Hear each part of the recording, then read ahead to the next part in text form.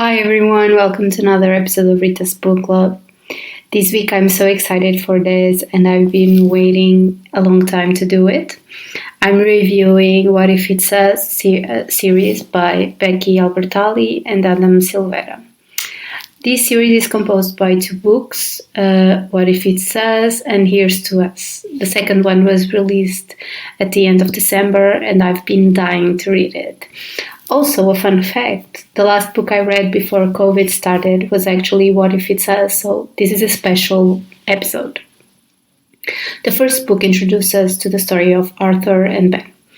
Arthur is only in New York for the summer, but if Broadway has taught him anything, it's that the universe can always deliver a show, stopping romance when you least expect it. Ben, on the other hand, thinks that the universe needs to mind its own business.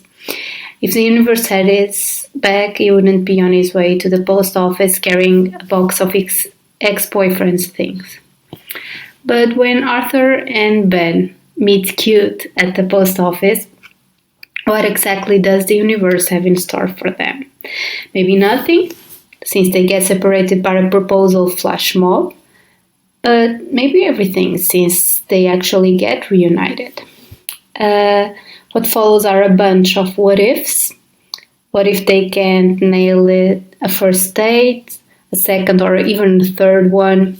What if Arthur tries too hard to make it work while Ben doesn't try hard enough? So you see, it's a whole journey. The second book, and without being a giant spoiler, the universe might be forcing them to question everything once again. Both of them are trying to focus on their own futures, maybe with different partners, who knows? But they can't seem to help running into each other. What if they are actually meant to be? Possibly not, since things didn't exactly work out the first time. Possibly yes, since the sparks and the chemistry are still there. But sometimes you just have to celebrate and take a leap of faith. Celebrate old friends, embrace new beginnings, and maybe believe in second chances. Guys, please, if you can, read these two books back to back. Although I got to say that it was amazing to wait and get a perspective on all the characters and revisit them when they are adults, trying to find their footing in the world. I think when you read it back to back, you get really deep into the story. I just love Arthur and Ben. They are two special boys, very different, but they have a deep and beautiful understanding of each other. And this was made even more special with the time jump.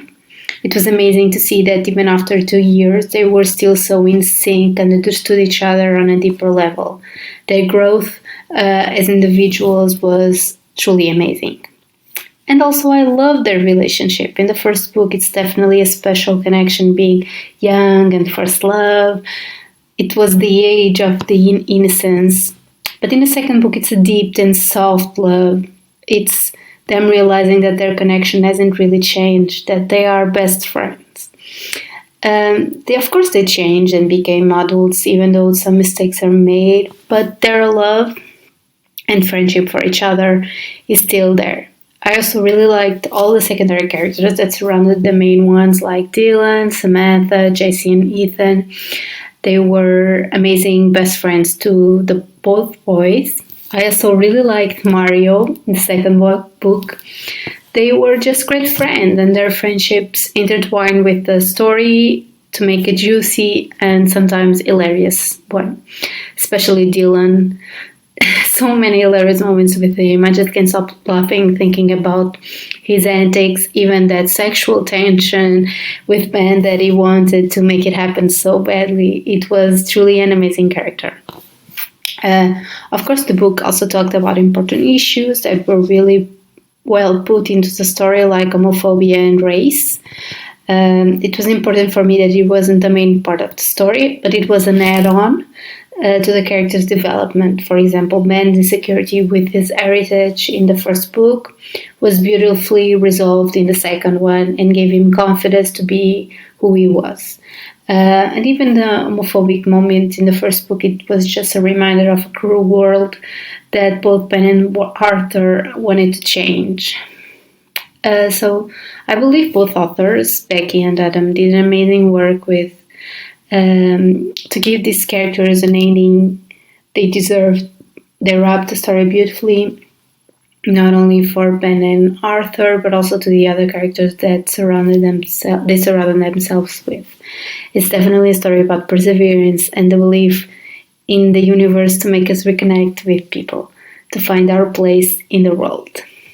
As always, if you like this video, please like, comment, and subscribe to my channel. You can also follow me on Instagram at Rita's Book Club for more content. Thanks for watching and see you next week. Happy readings!